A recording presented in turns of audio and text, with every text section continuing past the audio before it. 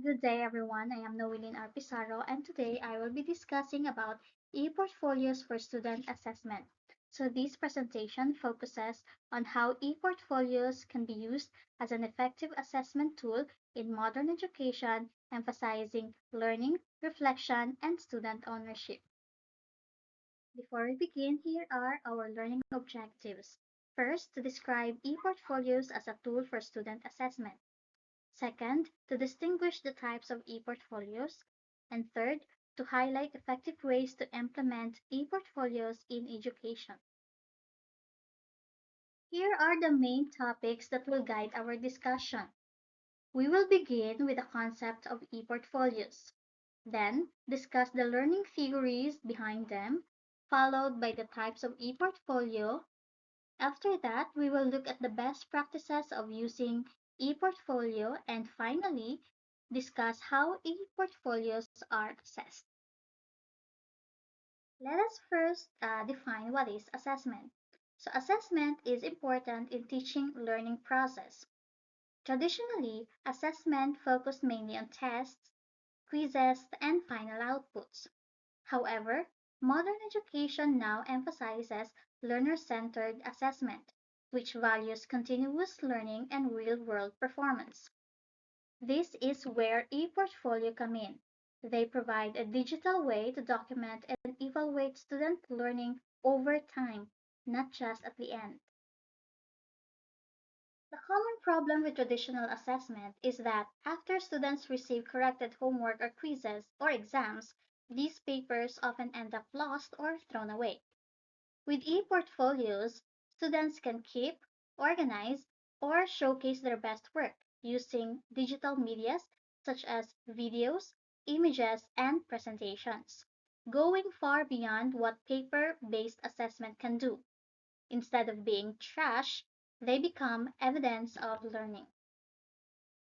Let's now move into a deeper discussion of the concept of e-portfolios, their theoretical foundation, types, best practices, and assessment. What is an e-portfolio? It is a digital collection of course-related work created by students. This may include essays, posters, photographs, videos, and artworks. An e-portfolio communicate and showcase skills, experiences, and learning. More than just school outputs, an e-portfolio also captures students' experiences, extracurricular activities, and personal growth. They help students see learning as something meaningful and personal. Through reflection, students understand not only what they learned, but also how and why they learned it. A good e-portfolio has these two key elements, artifacts and reflection.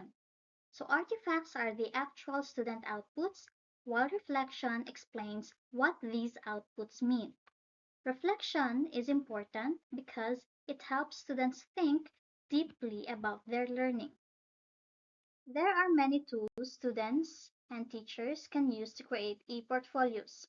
Common tools include Google Sites, Canva, and Seesaw. So the choice of tool depends on accessibility, ease of use, and learning goals. Let's now talk about the difference between LMS and ePortfolio. Although LMS and ePortfolio both support learning, they differ in ownership and control. LMS is a platform for managing teaching and learning. This is controlled by the teacher or institution, and students usually lose access after the course ends. Example of LMS is the Google Classroom. On the other hand, ePortfolio, being a collection of student work that shows learning over time, is owned by the student, giving them control over content, design, and sharing even after school ends. Google Drive is one location you can store your ePortfolio. Now that we understand the concept of ePortfolios, let's now move on to the learning theories behind ePortfolios. According to Baskin 2008, E-portfolios are a way to generate learning as well as document learning. It means that e-portfolios do not only document learning, they also help generate learning. However, the process of generating learning through reflection and connection is often overlooked. The first learning theory we have is constructing knowledge, which is based on the idea of social constructivism. It states that 1. Learning by doing. This means learning becomes active. Instead of receiving information, students learn better by doing tasks and applying ideas. Second, reflection. Reflection allows students to think about their experiences, recognize mistakes, and understand their progress. Third, social interaction. Students learn more when they share ideas and receive feedback because others can give new perspectives. Fourth, continuous improvement. Students improve their work step by step, which helps them achieve better results over time. And lastly, learning as a journey. Instead of focusing only on final output, e-portfolios show students develop skills and knowledge gradually. E-portfolios help students learn by creating, reflecting, and sharing, thus making learning active, personal, and meaningful. Second, we have making learning visible. 1. Learning process is visible. It shows steps before the final output. It includes drafts, mistakes, and improvements. This helps teachers and students see how learning happens, not just the final result. 2. Beyond just thinking. Learning is not only about knowledge, it also includes feelings, attitude, and identity. Students don't just learn facts, they also develop confidence, interest, and personal understanding through their experiences. 3. Reflection is important. Students think about what they learned, how they learned, and what they felt. Reflection helps students understand their learning deeply, not just memorize information. 4. Focus on growth, not just output. Not just the final grade or output. This encourages students to value learning and improvement instead of focusing only on scores. Fifth, develop self-awareness or metacognition.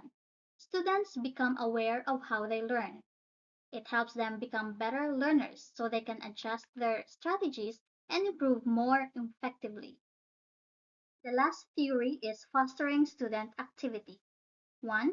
Student-centered learning. This gives students a sense of ownership. They feel more responsible because they are in charge of their own learning. 2. Increased engagement. Students become more interested and involved. When students are actively participating, they are less bored and more focused, which improves learning. 3. Motivation to learn.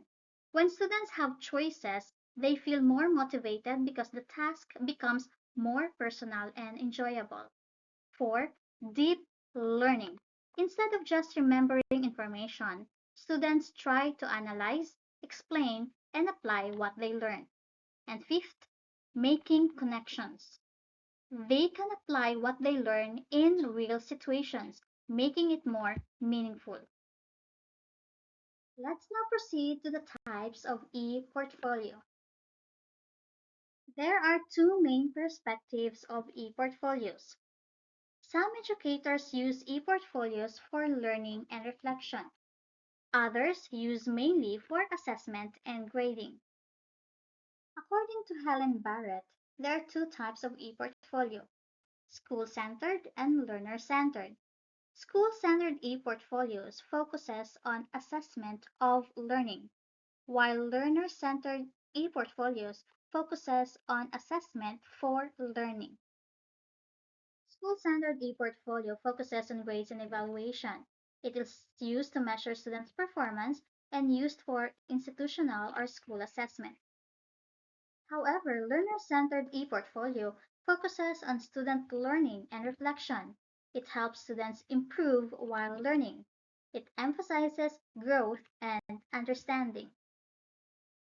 Based on purpose, e-portfolio are divided into three based on audience, purpose, and usage. First, is assessment e-portfolio. It is used by school or teachers. Its purpose is to evaluate student performance and used for grading and institutional outcomes. Second is learning e-portfolio, which is for the students. It it is for reflection and learning improvements. It helps students understand their own progress. The third one is career or transfer e-portfolio. It is for external audience like employers and other schools. It is used to showcase skills and achievements. It is also used for job applications or transferring schools. Now let's move on to the best practices of using e-portfolio. First best practice is to explain the benefits to students. It helps students achieve deeper learning and better performance. It also develops self awareness and identity as learners. It can also be shared with family and friends. It is useful for showcasing achievements, example for jobs. Teachers should explain the benefits to students because e-portfolios help in deeper learning, self-awareness, and showcasing achievements. When students understand why they are doing the task, they feel more motivated. They realize that e-portfolios are not just school requirements, but sometimes useful for their growth and future opportunities. Next is to set clear expectations. Clearly explain what students need to include, what they should reflect, and what connections they should make. The students need guidance, especially in reflection and analysis. Without clear guidance, students may feel confused. Clear expectations help them stay focused and produce better quality work. Third is to provide examples. Show sample e-portfolios from other students to help students understand what a good e-portfolio looks like. It helps learners understand what a good output looks like and serves as a guide and inspiration. Students can see what is expected and use it as a model for their own work, especially for beginners. Fourth is to scaffold student learning. Start with simple tasks. Example, give one artifact and reflection, then gradually increase difficulty. This helps students build confidence step by step. This approach helps students and prevents them from feeling overwhelmed. The fifth one is model the process or walk the talk. Teacher creates and shares their own e-portfolio. Shows students that the task is valuable and achievable. It helps teacher understand student challenges. This practice builds trust because students see that the teacher practices what they teach. Next is tie e-portfolio to assessment. Include e-portfolios as part of grading. This motivates students to take the task seriously. Students are more motivated if their effort is recognized. If it is graded, students are more likely to give effort. Avoid making it optional. It shows that activity is valuable and important in their learning. The last one is make it social. Allow students to view and comment on each other's work. This encourages collaboration and interaction. Use platforms like Google Classroom for sharing. This promotes peer learning. It encourages also interaction and collaboration. Students can learn from each other's ideas and improve through feedbacking and sharing. Let's now proceed to our last topic, which is assessment of e-portfolios. E-portfolios require time and effort, so they must be properly assessed. Should contribute significantly to students' grades and encourages students to do the task seriously. In assessing e-portfolios, there should be a balance between creativity and reflection. Students should be free to express their ideas, but teachers also need clear criteria. This ensures that assessment is both fair and meaningful. Here are the challenges in assessing e-portfolios. One, it is difficult to evaluate reflection since it is subjective in nature. Different teachers may interpret reflections differently. The students may see e-portfolios as just another assignment, and according to Helen Barrett, Too much focus on grades can reduce meaningful reflection. If students focus only on grades, they may forget the real goal, which is learning and self improvement. The last is use rubrics. Rubrics are the best way to assess e-portfolios because it provides clear criteria and standards to make assessments more fair and more consistent. They make expectations clear and ensure that evaluation is consistent and objective. Here is a sample rubrics in assessing e-portfolios. And of course, let's not forget in providing continuous formative feedback in assessing e-portfolio. Feedback can come from teacher or peers. It helps students improve their work and deepen their reflection. It also encourages continuous learning, not just completing the tasks. In conclusion, e-portfolios are powerful tools for authentic assessment. They promote deeper learning, reflection, and engagement. Despite challenges, they offer meaningful alternatives to traditional assessment methods. And proper implementation ensures effective and reliable evaluation. For the information of everybody, here are the references that I used in my presentation. Feel free to visit their sites. That's it, everyone. Thank you all for watching, and I hope you learned something from this presentation.